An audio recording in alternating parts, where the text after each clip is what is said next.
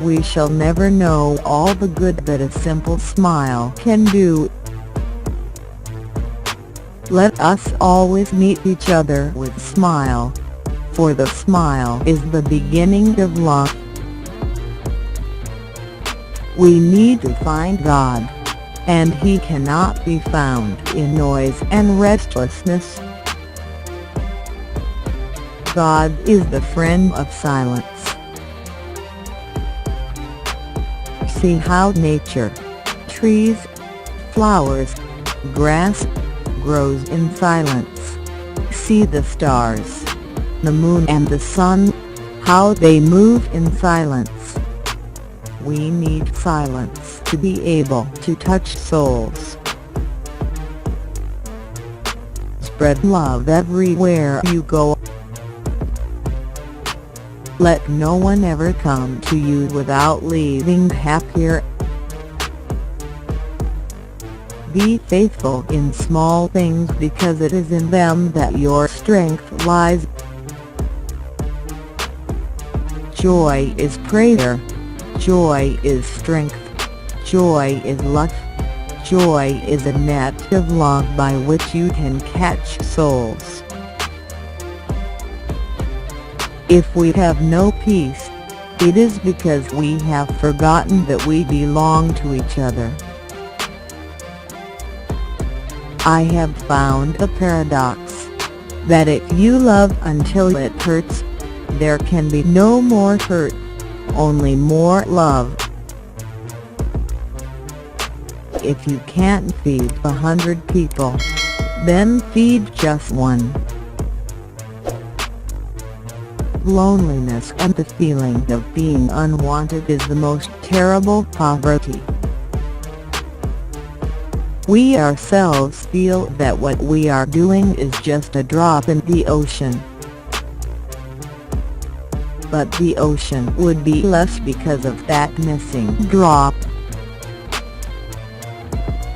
We think sometimes that poverty is only being hungry, naked and homeless.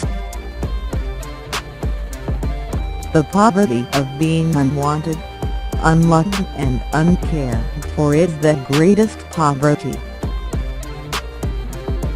We must start in our own homes to remedy this kind of poverty. Love begins at home, and it is not how much we do, but how much love we put in that action. Love is a fruit in season at all times, and within reach of every hand. Peace begins with a smile. Love begins by taking care of the closest ones, the ones at home. The hunger for love is much more difficult to remove than the hunger for bread. Being unwanted, unloved, uncared for, forgotten by everybody, I think that is a much greater hunger, a much greater poverty than the person who has nothing to eat. One of the greatest diseases is to be nobody to anybody. If you want a love message to be heard, it has got to be sent out. To keep a lamp burning, we have to keep putting oil in it. Let us touch the dying, the poor, the lonely and the unwanted according to the graces we have received, and let us not be ashamed or slow to do the humble work. Intense love does not measure, it just gives. The miracle is not that we do this work, but that we are happy to do it. There is nothing between. I want you to be concerned about your next door neighbor. Do you know your next door neighbor?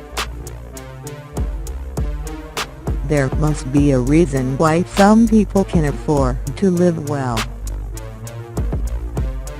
they must have worked for it. I only feel angry when I see waste. When I see people throwing away things that we could use. Words which do not give the light of Christ increase the darkness. Many people mistake our work for our vocation.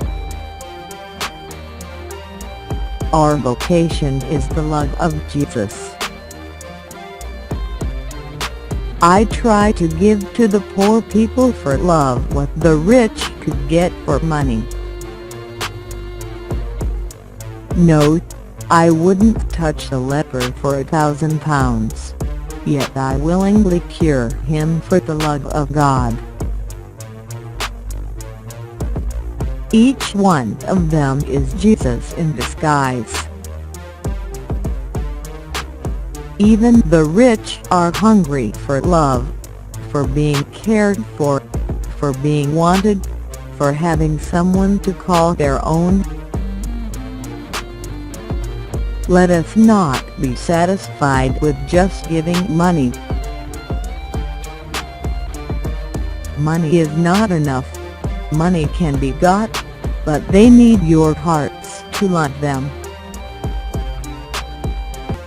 So, spread your love everywhere you go. Let us more and more insist on raising funds of love, of kindness, of understanding, of peace. Money will come if we seek first the kingdom of God. The rest will be given. There is always the danger that we may just do the work for the sake of the work. This is where the respect and the love and the devotion come in, that we do it to God, to Christ, and that's why we try to do it as beautifully as possible. Our life of poverty is as necessary as the work itself. Only in heaven will we see how much we owe to the poor for helping us to love God better because of them. Yesterday is gone. Tomorrow has not yet come. We have only today. Let us begin. Every time you smile at someone, it is an action that love, the gift to that person, the beautiful thing.